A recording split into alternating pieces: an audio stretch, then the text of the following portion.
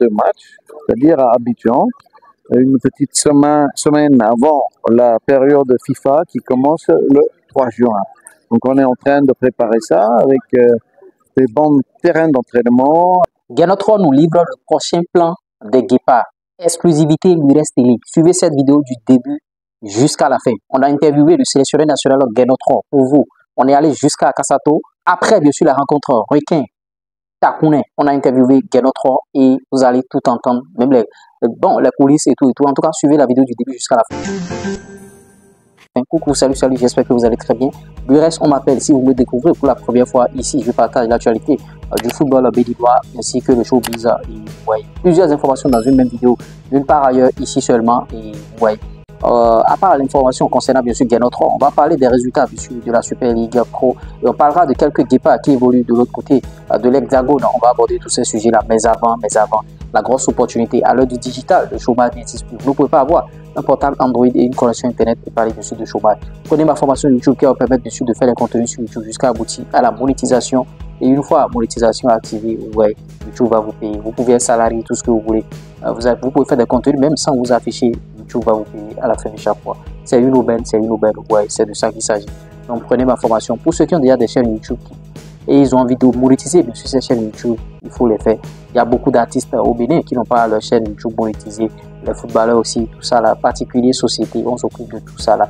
Genotro, après le match bien sûr Requin, Takouné, un match qui s'est soldé par le score de 3-0. Le sélectionneur national Genotro nous a accordé bien sûr une petite interview là. Et on va partager rapidement cela avec vous. Et ouais, c'est de ça qu'il s'agit. Vous êtes les privilégiés sur la chaîne ici.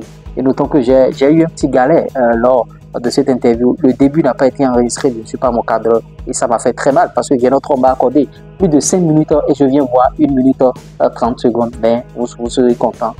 En tout cas, c'est qui? Jimmy qui a été expulsé parce qu'il a touché le poteau de corner après avoir marqué un but.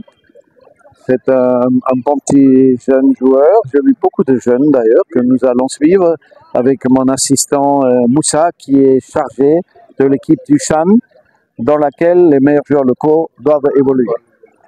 Ok, monsieur le sélectionneur, bon, on a vu tout le travail tout que vous faites sur le territoire national, déplacements sur le terrain, divers déplacements. Nous vous remercions beaucoup pour ce travail et bon, en tout cas, pour les prochains jours, qu'est-ce que vous nous prévoyez au sein des Guépards? On ne pourra pas, bien sûr, vous interviewer sans parler, notamment des Guépards. Est-ce qu'il y a des perspectives, beaucoup de choses qui se font dans les coulisses et on n'a pas vent de ces informations? On est en train de faire le programme de préparation pour nos 2 matchs de juin. C'est une période un peu compliquée parce que c'est la période des vacances pour les joueurs. Il y en a qui s'arrêtent très bientôt, là, dans 2 semaines. Donc on va les regrouper pour un stage. On ne peut pas le faire au Bénin, parce qu'on n'a pas les structures, mais on risque de le faire là où on doit jouer nos 2 matchs, c'est-à-dire à Abidjan, une petite semaine avant la période FIFA qui commence le 3 juin. Donc on est en train de préparer ça avec des bons terrains d'entraînement, avec un bon logement et surtout avec un maximum de joueurs pour bien préparer le match de Rwanda et du Nigeria. Merci beaucoup, monsieur Genotro. Et oui, j'espère que vous avez aimé, vous avez adoré, bien sûr, l'interview de Genotro. Et à part l'interview, on va vous dresser, bien sûr, le classement à l'issue de la Super League Pro. L'Autopopo qui prend la tête, bien sûr, du championnat avec 26 points, Dadje, 26 points. Coton qui est en train de se rapprocher à grands pas. Coton à 24 points actuellement. Le fameux Banigansé, 24 points. Les Dragons, 24 points. Donc, il y a 5 clubs qui sont vraiment en haut là-bas, hein, qui se disputent bien sûr cette première place. L'Autopopo, Dadje, Coton, Banigansé et Dragons. Les Dragons, parlant bien sûr des Dragons, eux, ils ont encaissé 6 buts en 2 matchs, ce qui n'est pas bon, alors qu'auparavant, 9 matchs sans encaisser un seul but. Les Dragons, lors de cette phase retour, c'est-à-dire lors des 2 matchs passés, les Dragons ont encaissé un sanglant 3-0 face à Dadje et les Dragons retombent encore dans leur travers face à cette équipe de Espoir de Savalo, 3-0 encore, donc 6 buts encaissés en 2 matchs pour les Dragons, alors qu'ils étaient à la tête, bien sûr, de ce championnat. Vivement que les Dragons se réveillent. L'autre information, ça concerne bien sûr David Tchechao. Son club, il évolue de l'autre côté de la MLS aux États-Unis. Son club a gagné 2-0.